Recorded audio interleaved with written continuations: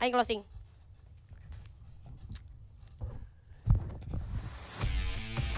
Survivors, kita sudah kembali lagi. Apa mau joget-joget Ada lagi sih? lagu.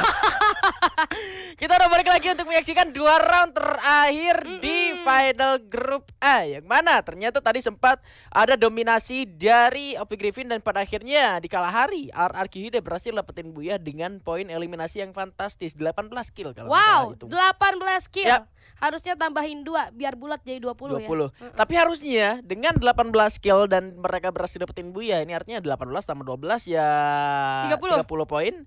Ini bisa juga ngedongkrak posisi dari si RRQ sendiri. Sorry, ini rambut gua agak Kita emang caster kan. Gue juga dari tadi benerin rambut gitu kan. Kerjaan caster. Makanya kita kan hadir di sini untuk membuat kalian lebih happy lagi gitu. Kalau muka kita berantakan kan takutnya kalian gak demen liatnya gitu. Iya, itu dia. Betul. Betul. Kita masuk ke round ke-7. Maaf guys, gue hari ini agak pilek jadi ingsrek-ingsrekan kalau kata orang Sunda mah. Ingsrek-ingsrekan. Lagi musim pancaroba, so buat kalian yang ada di rumah, Dan stay kesehatan. safe pokoknya, jaga kesehatan, makan yang banyak, jangan begadang, jangan lupa juga minum vitamin. Betul. Jangan sampai sakit pokoknya ya. Iya, jangan sampai ditinggalin juga. Kalau itu saya nggak bisa kasih solusi ya. Soalnya saya juga seperti tinggalin. Enggak. Ini berarti secara keseluruhan ya. Ya mungkin kita nggak usah bahas sampai bawah-bawahnya juga karena yang diambil cuma satu, ya mungkin 3 besar yang bisa kita prediksi karena yang 2 yang ketiga pun nggak bakal naik sebetulnya Iya betul. ke babak selanjutnya. Tapi at least untuk posisi dan ketiga kalau misalkan kita bisa hitung-hitungan ya mungkin persaingannya lah yang bakal kita lihat. Kita juga masih belum tahu siapa yang bakal ada di pemuncak klasmen dan bakal lolos gitu ke babak play-ins. Dan kalau ngomongin dari RQD-nya oke. Mereka udah selesai dengan dapetin Booyahnya, tapi menurut lu sendiri potensi dari tim komunitas ini masih bakal ada atau enggak? Masih bakal ada atau enggak ya? Gua sih melihatnya potensi pasti ada, tentunya kesempatan masih ada mengingat ini 2 round. 2 round itu bisa apa aja terjadi karena kita sering melihat dengan meta yang sekarang nih apalagi ya di early-nya mungkin akan ada sedikit pertempuran atau pertarungan yang terjadi, terus mid game-nya itu agak sedikit pasif dan biasanya kita lihat penumpukan, bahkan biasanya di late game itu sisa 11 tim atau apa. Kemungkinan untuk dapetin poin kill dengan adanya revival system, bantuan revival system juga kill yang kayak tadi 18 itu tuh bisa aja ngebuat 2 game itu jadi game changing gitu loh, kayak bisa aja satu tim tiba-tiba dapat poin 35 gitu atau kayak Ngeboom gitu langsung ya, kan. Dan kayak gitu. Jadi masih nggak menutup kemungkinan untuk semua mempunyai potensi. Cuman mungkin untuk posisi-posisi yang 5 terbawah dari sekarang early nice try. udah nice try sekarang ya? Early nice try. Early nice try, tapi kalau ngomongin selamatnya belum tahu. Belum tahu. Buat siapa? Masalahnya kalau ngomongin soal komunitas itu sendiri, tiba-tiba yang meledak itu kayak BBM.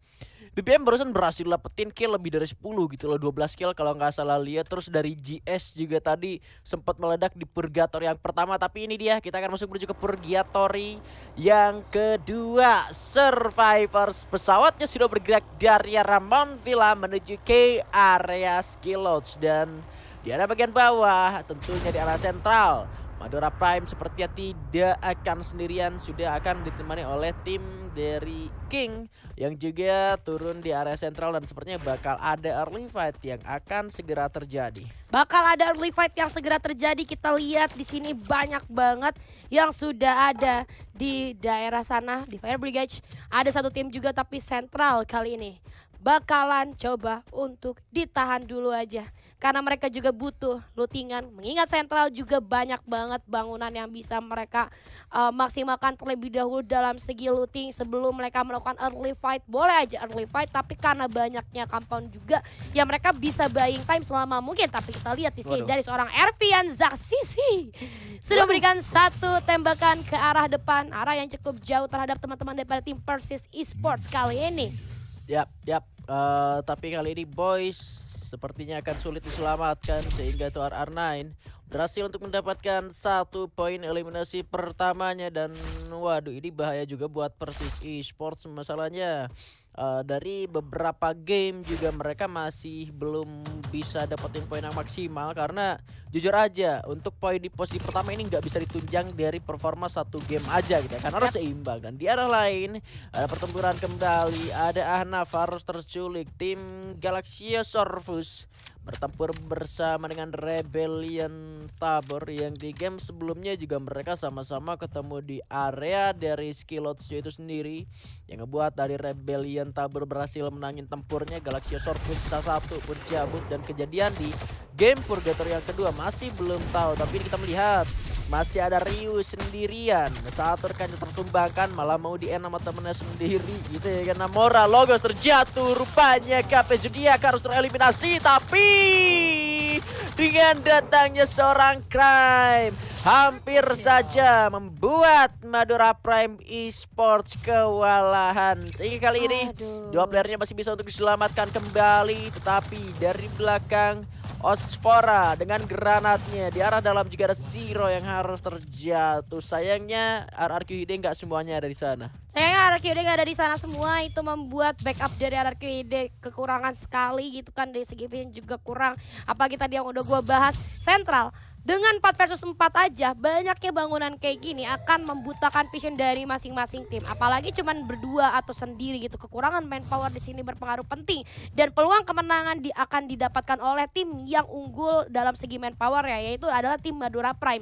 Bahkan 5 poin eliminasi sudah mereka amankan kali ini. Namun di sisi lain JS Lux coba untuk menahan gempuran yang terjadi. Ada satu tembakan yang masuk ke arah seorang Tokyo kali ini. Untungnya masih ada satu kontainer yang bisa ia manfaatkan untuk memberikan sedikit blind spot terhadap musuhnya. Tapi Tokyo ternyata terspot dalam secara posisinya dari seorang Heiyu, memanfaatkan satu off angle kali ini untuk melakukan upaya flanking. Itu kelihatan kepalanya langsung jatuh dari seorang Gliss. Bahkan Tokyo pun kali ini berhasil di ending oleh seorang Amerta. Tapi kita lihat Dems di dalam kontainer masih mendapatkan satu keuntungan atas satu knockdown yang ia dapatkan. Datang satu backup, duo dihancurkan, tapi ternyata dari Mr. Home masih unggul dalam kecepatan tangannya, di mana dari seorang Fori melihat ada pergerakan lain dari sisi kiri, memanfaatkan satu area high ground dengan vision yang cukup luas. Heiyu melakukan backup dari arah bawah, bakal dikejar, tembakan sudah masuk satu peluru kali ini, akan dimaksimalkan lagi dengan senjata yang lainnya. Itu Thompson bakal langsung diserang dari segala arah. Fori langsung melakukan upaya rushing, tapi Flash Freeze menilai pergerakan player terhadap pada JS Lux kali ini dijepit dari dua arah, dan itu dia menjadi akhir dari Jomblo X Santuy di lobby. Batuk lah tuh, sok lepasin dulu earphone-nya, batuk dulu biar saya sambung. Jomblo Santuy lobby. Dan lihat gimana caranya dari Rebellion Tabor, mereka tahu di area bawah mereka, karena mereka tadi sempat turun di area bagian samping dari Skillots. Mereka sadar di Forge ada tim lain, dan mereka memilih untuk melakukan pengurungan dari 4 arah sekaligus. Ini artinya masing-masing player dari Rebellion Tabor punya sudutnya sendiri.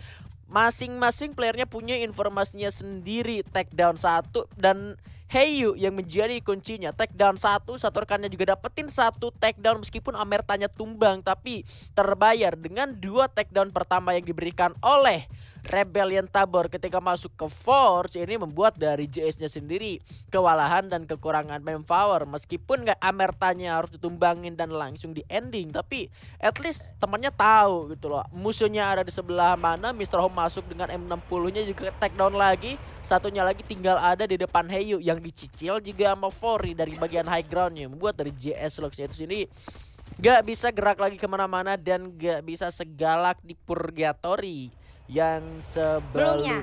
Betul sekali. Tapi berhasil ya lagi kali ini. Sudah ada suara tembakan shing tadi terdengar. Tentunya ini menjadi peringatan untuk tim Galaxio untuk memperketat upaya defensif mereka. Karena ngomongin Brasilia ada rumah 7, ada rumah 13 tentunya, di mana kita nggak tahu posisi musuh sesungguhnya ada di mana. Tapi di sisi lain Rebellion sudah lengkap kembali secara personelnya dengan satu vehicle yang sudah mereka amankan. Ini cukup baik untuk teman-teman daripada Rebellion, karena mengingat ini Purgatory map yang besar. Rotasi atau timing rotasinya itu nggak boleh terlambat. Tapi aduh ada satu tembakan kali ini dari keluarga Cemara. Cemara Family namanya. Iya, ditranslate sama gue. Keluarga Cemara iya, jadinya gitu kan. Iya, benar, ada satu tembakan yang connect, itu membuat satu player daripada tim Cemara langsung maju ke arah depan. Ini bukan ide bagus kalau menurut gue. Lu lihat jalan sepolos itu di satu line yang sama tanpa dia tahu dari Rebellionnya setupnya kayak gimana. Ini akan berbahaya untuk seorang Reza yang ada di garda paling depan. masuk ke arah seorang Heyu. Untungnya masih ada satu off angle atau satu patahan yang bisa dimanfaatkan terlebih dahulu. Namun udah mulai dicek sama seorang Heyu pakai satu granat yang ternyata masih belum bisa connect terhadap teman-teman daripada tim keluarga Cemara. Betul. Coba untuk ditunggu dulu. Ini Heyu sih gak akan maju gue yakin karena vision dia masih belum terlalu jelas posisi musuhnya di mana. Oke. Ini open field banget soalnya Bigan. Iya ya, dan beruntungnya masih ada UAV Light yang bisa digunakan oleh seorang Heyu yang membuat kali ini informasi bisa diterima, tapi Heyu meninggalkan satu rekannya di arah belakang hingga membagi posisinya lebih luas lagi dan mendapatkan high ground tentunya untuk bisa lebih menerangi pandangannya. Dan Heyu sudah melihat pergerakan dari lawannya di arah sana, tembakan IC-80 yang masih belum berhasil mengenai ke arah lawannya. Fori bakal diras, kali ini Chrono langsung dibuka seorang Fori, Glual dibuka seorang Reza, langsung masuk ke dalam Chrono lawan, tapi Fori dihajar dari dua arah sekaligus meskipun ada vision dari seorang rekannya, tetapi pertempuran 2 lawan 1 tentu ini bakal menyulitkan untuk Fori itu sendiri di arah yang lain. Kali ini PBM yang akan bertempur bersama dengan Persis Esports. Moons berhasil dapatkan satu ke arah seorang Usj dengan double barrelnya, tembakan kembali dilancarkan ke arah Boys yang masih belum berhasil, dan Raka merumbangkan Boys pada akhirnya. Dari PBM cukup kesulitan tentunya kali ini. Sebuah glual dibuka, tapi kali ini Vlado dengan granatnya yang sudah mulai dimasak dilemparkan. Masih belum berhasil mendapatkan korban. Mengirim 2 orang menuju ke arah depan. Dari Persis Esports, Tuan R9 berhasil melupakan satu kembali lawannya. Vlado cukup sigap. Jumpshot ke arah sebelah kiri, tapi Moon juga masuk. Chrono dibuka 2 lawan 1, dan di akhirnya Vlado pun terjatuh. PBM menyisakan Boys sendirian saja. Menyisakan Boys sendirian saja dengan 20 health point yang tersisa, tanpa ada medkit, tanpa ada glual, tanpa ada kehidupan. Karena teman-teman yang nggak ada, tapi di sisi lain PBM Impossible pun lagi-lagi impossible dapatin Buyah karena harus finish di posisi ke-10. Di sisi lain dari teman-teman Genius, apakah sejenius itu untuk melakukan fight terhadap Galaxio di arah seberang? Masih ada satu tembok dari seorang Elvia, bisa untuk berlindung terlebih dahulu atau membuat teman-teman daripada tim Galaxio kehilangan vision. Tapi dari ini cara bacanya gimana? Saki. Saki.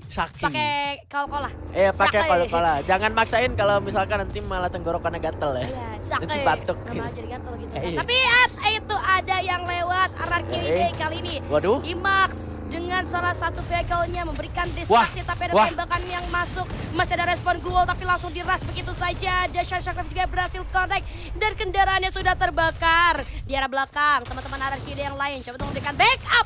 Lihat ada satu orang di balik batang pohon, tapi Torsion Waduh! namun dari seorang Raptor ternyata terkena satu jump shot yang akhirnya berhasil menumbangkan dirinya dari sisi kanan. Ada 2RR9 langsung memberikan serangan terhadap seorang Finn dan juga IMAX, tapi Crime dengan satu granat yang dilempar ke arah sisi kanan. Dari kiri ada tembakan yang cukup baik, direspon dengan cukup cepat oleh seorang Crime dengan penggunaan satu gluolnya. Berlindung terlebih dahulu, itu dimasuk. Ternyata respon dari seorang Crime masih cukup sigap dan menjadi akhir untuk teman-teman Persis Esports. Tapi jujur agak sedikit blunder menurut aku tadi pergerakan dari seorang IMAX maju sendirian dengan vehicle-nya. Di arah lain kita melihat ada Rebel pun harus tumbang ternyata di tangan Cemara Family pada akhirnya. Dan emotin dulu. langsung dikasih emot karena tadi sempat ada pertemuan yang tertunda antara CMF dan juga Rebel Tower. Kembali bahas soal RRQ yang berhasil menekan pergerakan dari tim siapa tadi? Persis Esports, setelah memang sebetulnya Persisnya sendiri berhasil dapetin menuju ke arah PBM, tapi hampir saja tadi menurut aku pergerakan dari IMAX sendirian turun di antara 3 player Persis Esports sendirian, sementara follow up dari teman-temannya masih cukup lama. Untungnya dari IMAX dia masih bisa gocek-gocek, masih bisa menari-nari di balik blue wall sehingga dianya nggak ke take down. Pas teman-temannya nyampe malah IMAX dapetin satu, itu yang jadi keadaan berubah. Yang tadi aku malah ngelihat keunggulan ada di tangan di Persis Esports karena apa? Ketika parkir mobilnya, ketika IMAX turun dia nggak dapet nabrak siapapun dan dia turun di area terbuka di antara player dari Persis. Sayangnya IMAX-nya gagal ditumbangin, malah IMAX yang dapat meskipun follow up-nya agak sedikit terlambat, tapi 3 lawan 4 pada akhirnya. Dan ini dia ternyata untuk standing sementara RRQ Huda tiba-tiba melonjak dengan dapetin 30 poin sebelumnya menuju ke posisi kedua, hanya terdapat 9 poin. OP Griffin yang sedang di POV kita mendapatkan 89 poin. Tentunya masih sangat possible untuk disalip, tapi sayangnya untuk BBM udah agak ada sedikit persentase impossible ya, karena kali ini mereka udah ditumbangin nih. Udah ditumbangin. Tapi ini akan semakin jauh lagi gap poinnya kalau misalnya OP Griffin dapetin poin kill yang banyak. Dan ini juga udah tinggal 7 tim aja. Berarti untuk Galaxio ataupun PBM kalau misalnya pengen nyusul bener-bener harus try hard banget. Di sisi lain keluarga Cemara kali ini ada seorang Moza lari-lari ke depan. Beberapa gol di pop up, tapi ada Curse Grenade kali ini yang tampaknya agak sedikit menyulitkan. Muter-muter di bawah bawah, digocek sama teman-teman dari tim Pandora. Dari belakang sedikit miss ini ya, miss awareness daripada satu player dari tim Pandora tadi, di mana Moza datang udah kelihatan dari atas, tapi 2 player daripada tim keluarga Cemara pun berhasil dijatuhkan. Misalkan 2 player saja, 3 player kali ini dari tim Cemara. Azel dan satu jalan besar ternyata masih belum terlalu maksimal karena teman-temannya udah di absen satu persatu. Dan Shockwave juga berhasil connect, bakalan coba untuk dijepit dari 2 arah sekaligus, tapi sayang banget keluarga Cemara juga kita lihat dari segi health pointnya nggak begitu bagus. Jadi coba untuk ditarik mundur, ada 2 atau 3 Corset Grenade dilemparkan ke arah seorang Azel. Coba untuk ditembak tapi ternyata gluolnya belum hancur. Yuk medkitan dulu Moza, jangan buru-buru kawan, karena kamu sudah masuk zona duluan. Ada satu flash freeze ke arah seorang Azel, tapi ada sedikit space waktu untuk Azel melakukan medikasi terlebih dahulu. Coba untuk turun, memanfaatkan off angle kali ini, tapi ternyata terlalu banyak gempuran yang terjadi. Sementara di sisi lain ada OP Griffin Bigan kali ini. Yap, OP Griffin yang mendapatkan ada pinggiran dari zonanya. Ternyata 2 playernya harus diselamatkan. Jibek dan Rama sudah cukup low kali ini. Tim Galaxio Corvus yang benar-benar galak tentunya akan cepat melakukan rush ke arah depan. Baru dari 5 takedown lagi diberikan, bahkan langsung melakukan ending. Race sendirian, granat 3 biji dilemparin sampai akhirnya OP Griffin sudah berhasil pulangkan ke arah lobby, membuka kesempatan untuk Galaxio bisa masuk menuju nyusul poin ke arah dari OP Griffinnya itu sendiri. Tapi belum tenang, kali ini Daginius masih ada seorang Zaki sendirian yang gak punya koin kayaknya, padahal dia punya vending machine, tapi dia gak bisa nge-revive ke teman-temannya. Gak bisa nge-revive, min 1 koin. Aduh, kerja makanya biar punya koin. Waduh. Tapi tadi sisi lain ada Crime atau RRQ Hide kali dengan 8 poin eliminasi berhadapan dengan Madura Prime. Wah, kelihatan. Tapi kelihatan yang lagi diem-diem lewat bawah air. Aduh, ada ikan tuh, boleh dipancing dulu kali bang. Tapi dari seorang Crime dengan 10 medkit harusnya nggak usah khawatir, tinggal jaga badan aja.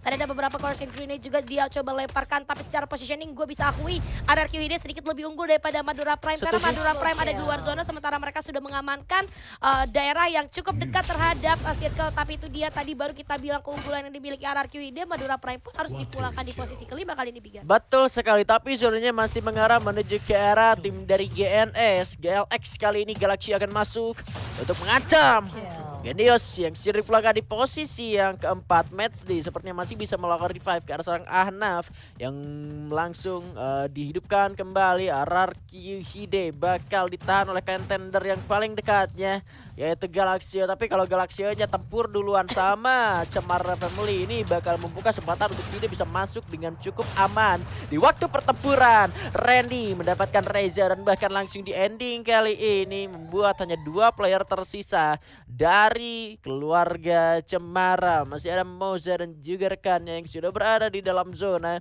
Sementara RRQ Hide mereka membutuhkan banyak sekali glue wall untuk bisa membangun sebuah benteng pertahanan. Masih ada 1 tembok juga yang akan bisa melihat menuju ke arah dari tim keluarga Cemara tentunya. 11 poin eliminasi. Mereka masuk di top 3. Tentunya jadi gak bakal cukup juga untuk Galaxio bisa nyusul ke posisi dari Hide. Tapi kalau misalkan semua kill bisa didapatkan oleh Galaxio secara keseluruhan, bisa saja mungkin Galaxio tiba-tiba ada di posisi pertama sebelum map Alpine-nya ini dimulai. Yes, bisa aja ya. Itu kemungkinannya masih besar banget. Tapi dari RRQ Hide lu lihat di sana tanpa adanya penjagaan dari siapapun, dia di posisi yang tinggal nyaksiin dulu, tapi ternyata mau disaksin itu. Ada granat. Untung ada Stevie. Hampir aja gitu kan menyerang teman-teman daripada RRQ Hide.